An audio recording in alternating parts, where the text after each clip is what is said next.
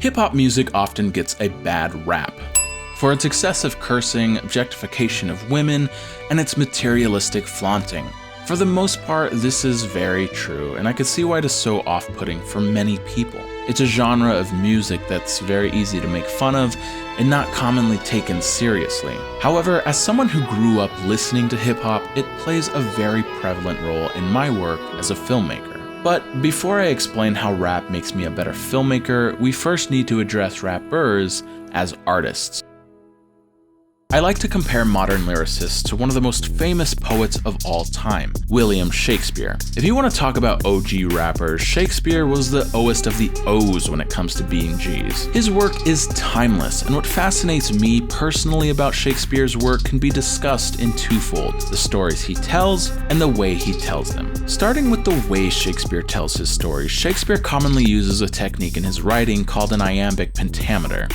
This is when a line of poetry features a stressed syllable followed by an unstressed syllable across 5 meters of poetry, or 10 syllables. For example, listen to this famous line from Shakespeare's Romeo and Juliet. But soft, what light through yonder window breaks? This technique is used to give the line a more flowy, smooth delivery. The alternating stress amongst each syllable literally gives this line a heartbeat. It gives this line life. What soft would light through yonder window breaks. Rappers have certainly adopted this poetic device as well, and though they may not always follow the iambic pentameter Shakespeare commonly used, their rhyme schemes give life to the words they're speaking.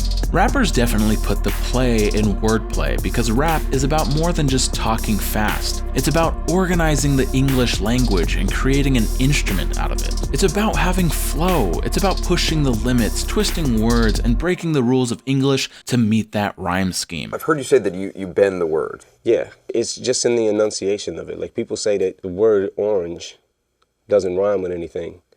If you're taking the word at face value and you just say orange, nothing is gonna rhyme with it exactly.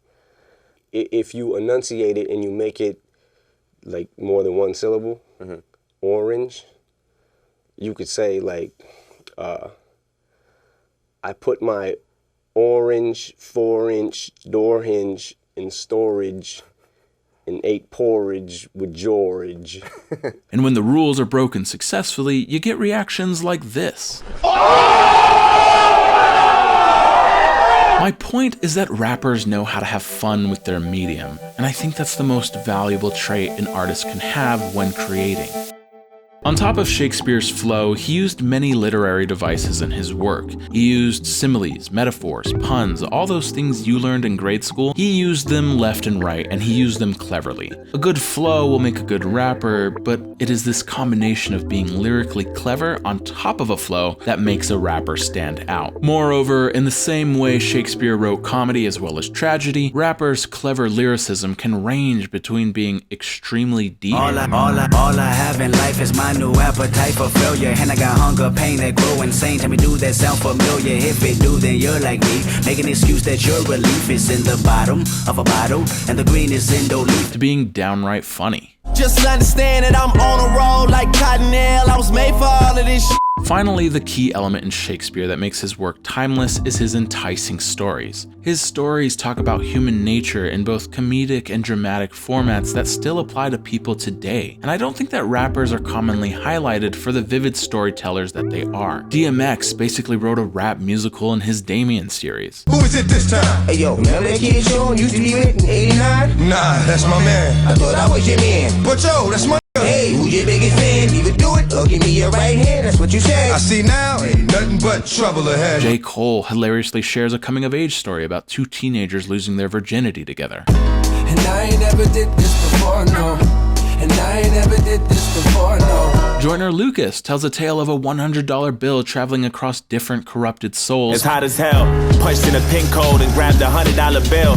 I snatched it up and went back to my wheels. And one of my personal favorites, Lil Wayne's Mona Lisa, takes you through an emotional tragedy of betrayal and deception. Turn around, I ain't hit a fuck around, caught you with your pants down. You know what it is, put your hands up. Liz, that's enough, you can put your hands down. Then he looked dead at her and he shook his head at her. She a good actress and you a dead actor. You'll be dead after we get what we after. If Liz call you daddy, she about to be a bastard. Oh! Like any genre of music, however, there are good artists and bad artists contributing to the culture. While there are plenty of rappers who are genuine musical geniuses, there is a flip side to that, and you get rappers like this that rap like this. Oh, you tripping? Told the waitress I ain't tipping. I like hot sauce on my chicken. This criticism can even be found within the hip-hop community itself, as many rappers have fired their shots at weak rapping. These fools ain't spitting no type of dope shit.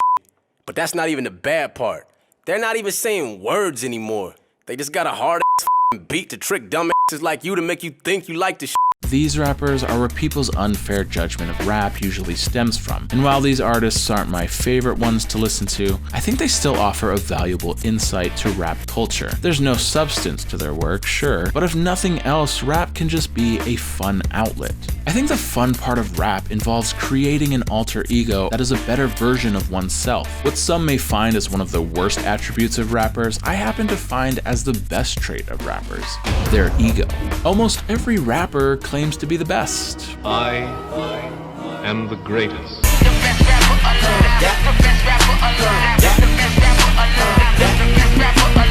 Last name ever, first name greatest. I'm the motherfucking greatest. Used to be a legend in the making, now I'm feeling like the greatest.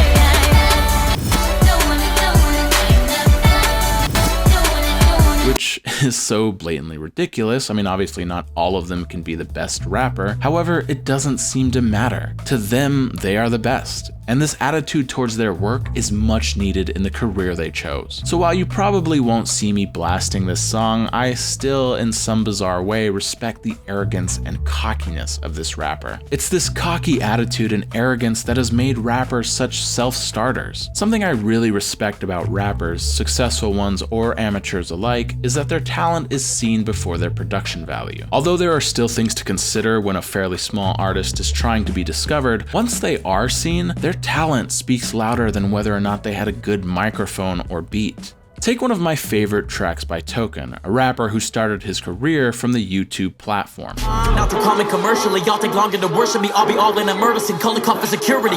This audio is absolutely horrific. However, despite the quality, his talent is undeniable, and it's led him to be discovered and signed with a record label. This isn't to say it's easier to become a rapper. What I'm really saying is that the talent truly comes first, something I wish was more common amongst the film community. Throughout my filmmaking journey, I've constantly been told that equipment doesn't matter, but that is simply not true. Equipment does matter, as that's a crucial part of filmmaking, how good something looks. However, I feel that failure to see behind the production value often leads to a lot of very talented filmmakers going unnoticed, and it's something I've seen time and time again. It always bugged me that the person who had more money and the fancier equipment got their film seen before mine. Rap has always valued the underdogs, promoted self-starting, and building yourself up into an icon. Though rappers may not always be honest with themselves about their talent, rappers are certainly honest about other artists' talent. Something I love about rap culture is diss tracks. On the surface, it may just seem childish to dedicate an entire piece of work just to completely destroy another artist. But I like to think of this as the driving point for rap. They're not afraid to call you out if you're not good. Cause I just don't get what the half the is that you're listening to. Do you have any idea how much I hate this choppy flow? Everyone copies, they'll probably know. Get this audio out my audios. I can see why people like Little Yachty, but not me though. And although that may seem like I'm advocating for bullying, from an artist's standpoint, this kind of criticism is crucial to growth. Diss tracks are what keep rap fresh, and is an aspect of criticism that isn't always seen in the film community. When I was in college, I would get in trouble for criticizing the work of other students. I shared an honest opinion about how I simply did not like some of the films created, yet I would get shamed for judging too harshly. It felt like I had to like all films. Even Martin Scorsese, a prestigious filmmaker who's contributed a lot to cinema, was scrutinized for his remarks against Marvel films. And while I don't fully agree with Scorsese's opinion, it felt like his opinion was invalid simply because people didn't like hearing it. Rappers, on the other hand, are immune to this feigned kindness, and are not afraid to let you know whether or not you suck. If you've ever seen American Idol, you've probably seen people like this. Lean on me when you're not strong, and I'll be your friend. and maybe laugh to yourself asking how anyone who sings like this could possibly think they were good enough to get on the show. It comes from no one ever telling them they were not good. I firmly believe that if this show was called America's Next Top Rapper, these kinds of people would have been weeded out before even auditioning for the show. So how does rap influence me, someone who is not a rapper or even a musician, but a filmmaker? Well, because film is a lot more related to music than we think. I think that movies depend so much on rhythm. They are so close to music, a movie is. If the sound and the rhythm of the sound, above all the rhythm, is wrong, no image can save it. It's well established that rappers have rhythm. As mentioned earlier, a flow is what makes a rapper stand out, and as a filmmaker, I have to find my flow that makes my films stand out. To draw more similarities between rap flows and film culture, there's a trend called mumble rapping that found extreme popularity despite being overplayed. That's what's wrong right now. Everybody trying to rap the same style with the, I don't know who created it, if it was Future or Migos, but all them sound the same.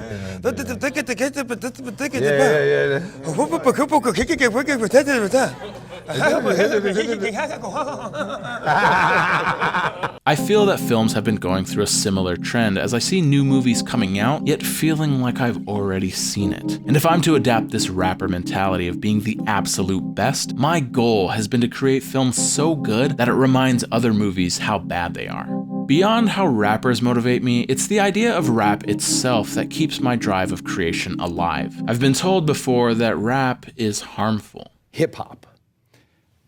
Hip-hop has done more damage to black and brown people than racism in the last 10 years. That's Geraldo Rivera, ignorantly speaking on the behalf of hip-hop music. However, he's not the only one I've heard this from. I've heard this from people in my personal life. So to those who think that, I'd kindly ask you to reconsider. You see, rap is continuously evolving. Hip-hop music plays a very prevalent role in black culture. Its sheer creation was to give voices to America's black brothers and sisters, and created a canvas for them to paint their stories and their perspective. And while most early works of rap in the 90s tend to glorify violence, drugs, and sex, since then, rap has evolved as an art form for many groups to voice their perspective. It's given women a voice, it's given nerds a voice, it's given Koreans a voice, it's given white Jewish dudes who were raised in the suburbs a voice.